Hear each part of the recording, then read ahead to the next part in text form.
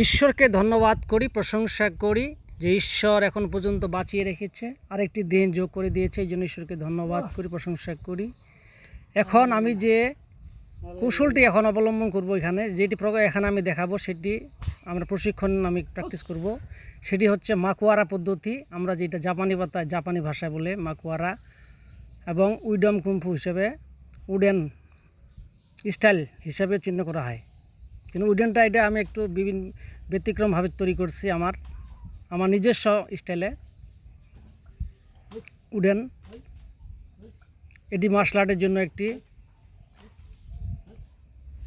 গুরুত্বপূর্ণ একটি অংশ, যা হাত এবং পাকেও শক্তিশালী করে।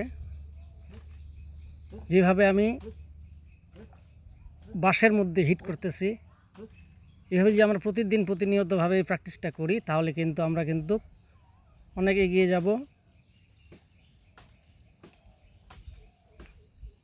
আমরা একদিনে করতে পারি না, আমরা কিন্তু আস্তে আস্তে করব। সেটি যদি আস্তে আস্তে আমরা এটাকে বৃদ্ধি করি, প্রতিদিন বাড়াই, 10টা 20টা 30টা 100টা 500টা, আস্তে আস্তে 200 300 400 500 1000, আপনি দেখবেন যে এই আপনার লৌহ মুষ্টিতে পরিণত হবে। আর এইটাই হচ্ছে কুংফু। যখন আপনার হাত লৌহ মুষ্টিতে পরিণত হবে, লোহার মতো হাত তৈরি হবে, তখন আপনি কুংফু হিসেবে আপনি আখ্যায়িত হবেন। কিন্তু অনেক সময় আমরা এখন যে মার্শাল আর্টের উপর নির্ভর করছি, সেটা হচ্ছে বেল্টের উপর।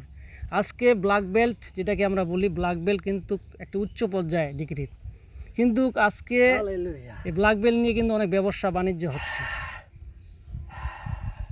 শুধু বেল্ট পাইলেই আপনি পূর্ণাঙ্গ মার্শাল আর্টবিদ হবেন না।